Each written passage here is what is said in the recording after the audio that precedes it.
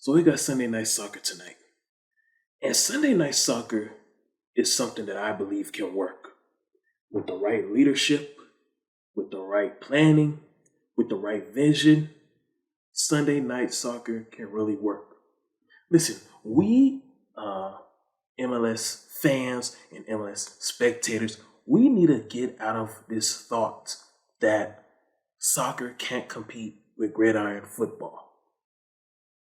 Whether you want to believe this or not all Americans are into gridiron football.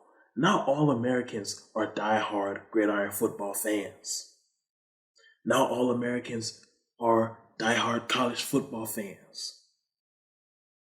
Sunday night soccer can really be a thing, especially if there are historical teams playing. But the problem with the MLS right now is that the league is still young. And the teams that are supposed to be historical have been pretty bad.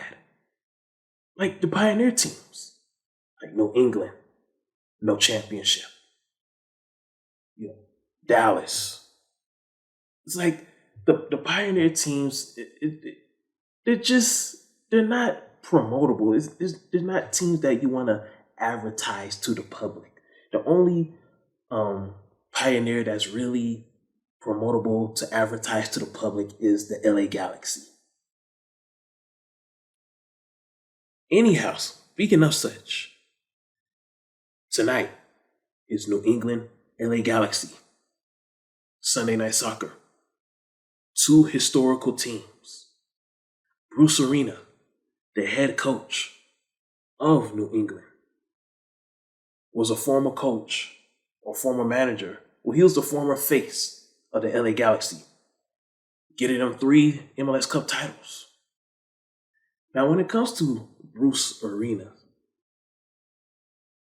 the last time I really talked about him and his team at a full length was during their US Open Cup run. And during that US Open Cup run, it looked like the team was gaining some momentum until they faced NYCFC. The same NYCFC team that bounced them out in the second round of the MLS Cup playoffs. It was that same MLS team that eliminated them from the US Open Cup. And now within just 2 seasons, NYCFC has emerged as the arch nemesis of the New England Revolution. It's like whenever New England goes on a good run, NYCFC seems to be that brick wall that they run into, and it just immediately stops their momentum. At the same time, however, New England has been losing a lot of players and gaining players. So it's just been a huge recycling motion in New England within a season, and it's nearly impossible for any team to be a real competitor when you're constantly losing and gaining players in the middle of a season. But somehow, some way, Bruce Arena still has positioned his team to have a chance to get that final seed for the playoffs.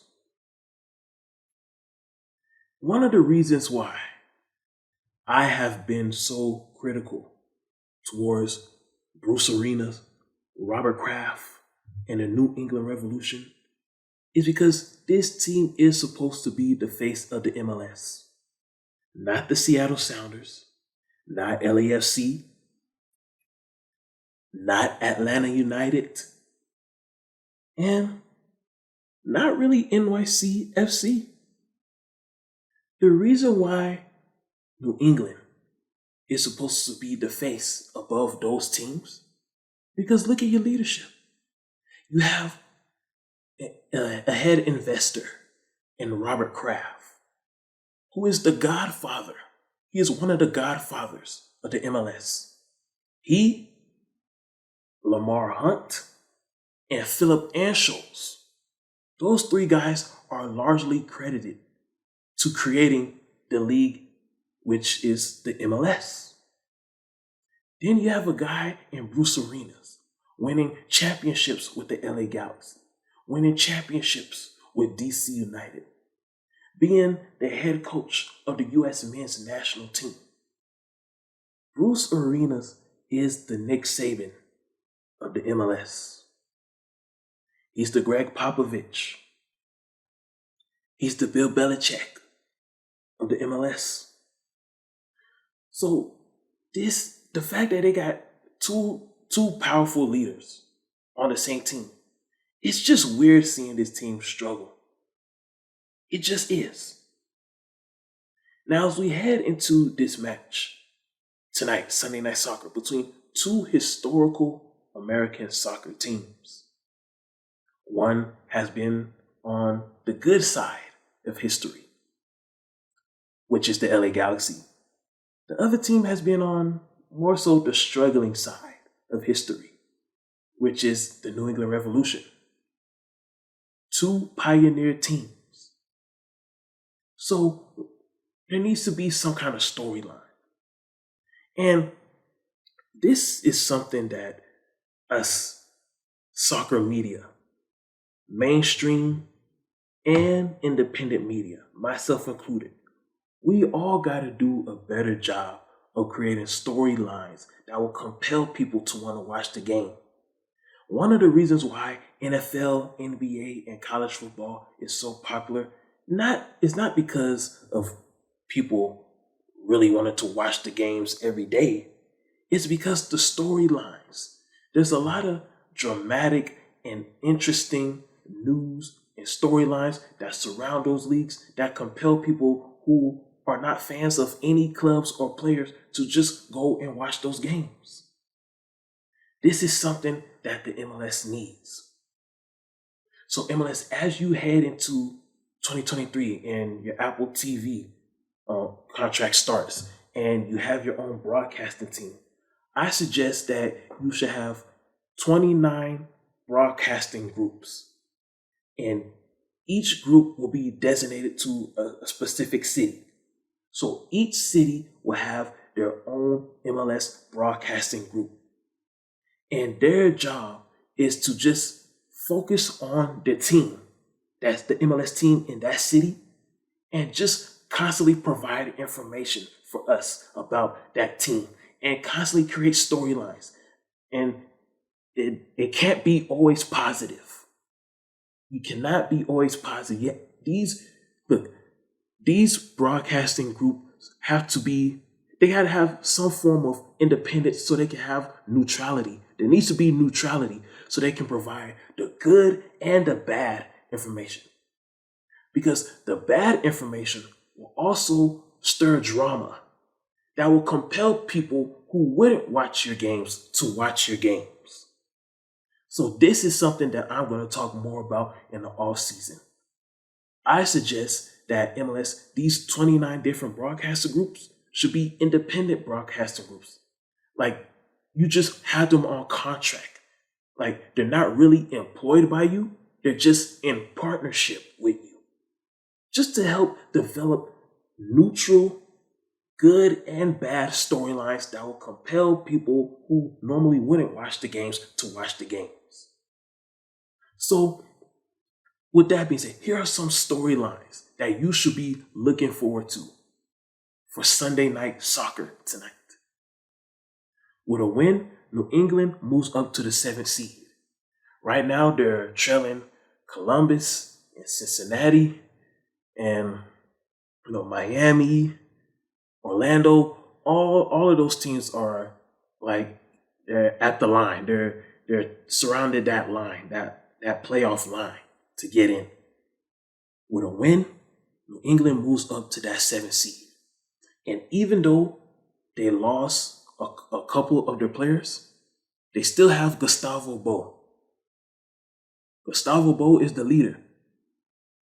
And let us remember now, one of the reasons why New England was so good last year was because Gustavo Bo was healthy for the most part of last season. Gustavo Bo haven't really played fully this whole season. Like, we didn't even see Gustavo Bo for the first half of the season. I'm not sure if Gustavo Bo will be playing tonight, but if so, that's one guy we got to look out for. Gustavo Bo. New England always plays better when Gustavo Bo is on the field. Storyline number 2, soccer stadium.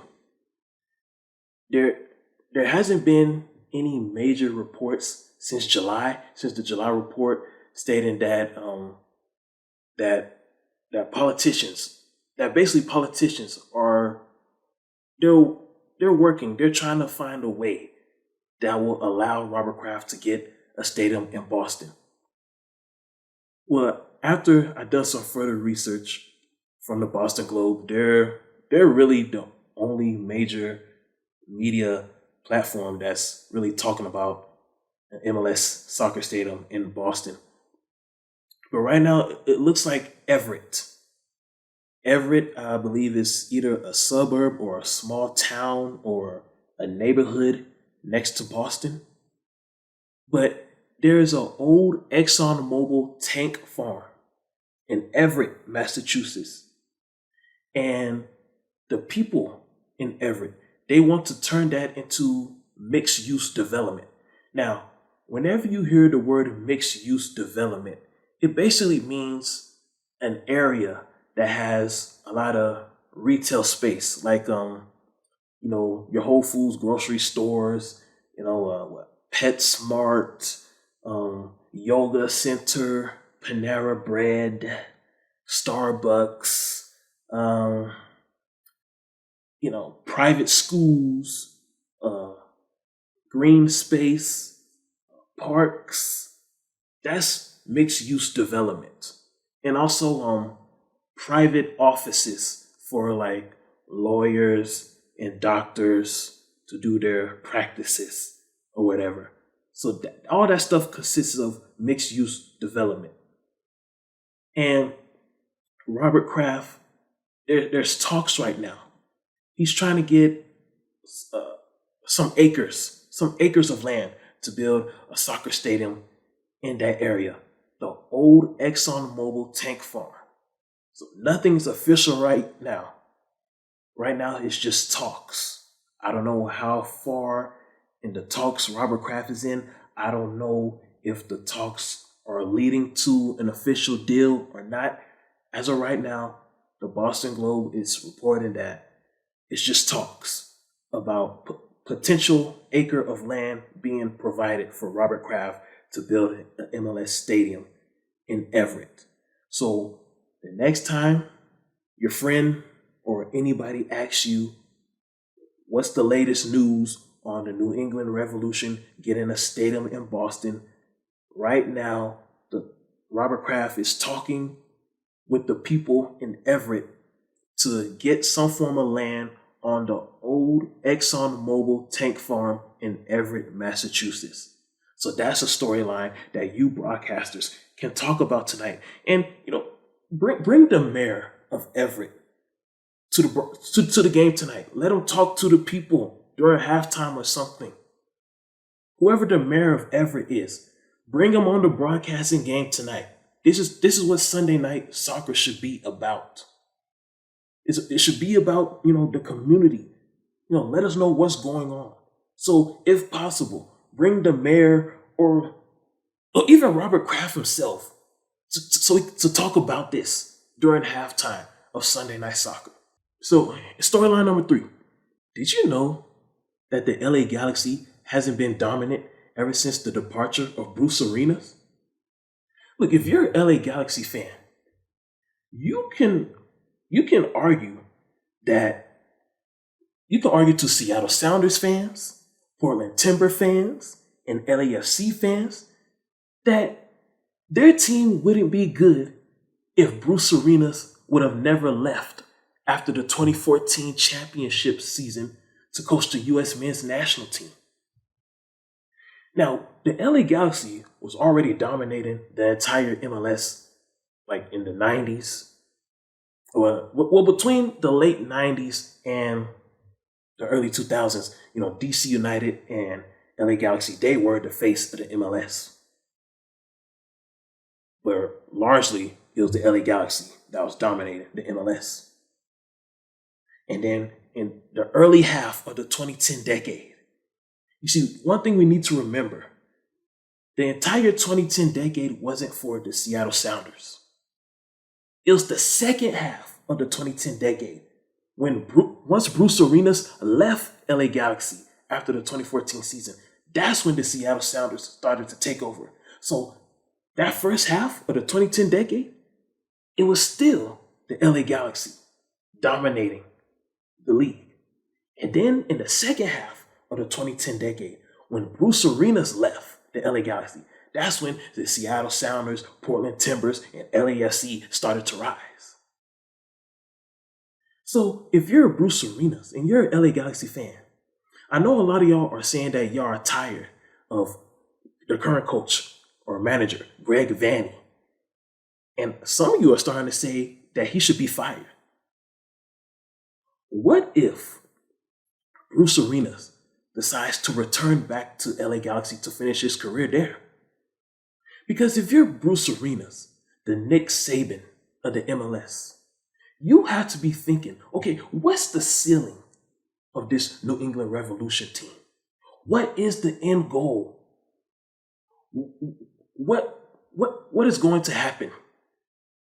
You know, I have an ownership who created this league, but he has never won a championship in the league. How can you be a creator of a league and not win a championship in a league that you created, Robert Kraft? Those are the kind of thoughts that would be going in my head if I was the Nick Saban of the MLS, Mr. Bruce Arenas. You know, what if I was you, Bruce Arenas, I'll be thinking, what if I decide to go back to LA Galaxy to restore law and order in the West and to remind the Seattle Sounders and the Portland Timbers and LAFC who's the true king of the West, who's truly the best team in the West. And once I do that, I will remind the entire MLS who's the true God of the MLS is. That's the kind of thoughts I'll be having if I was you, Bruce Arenas.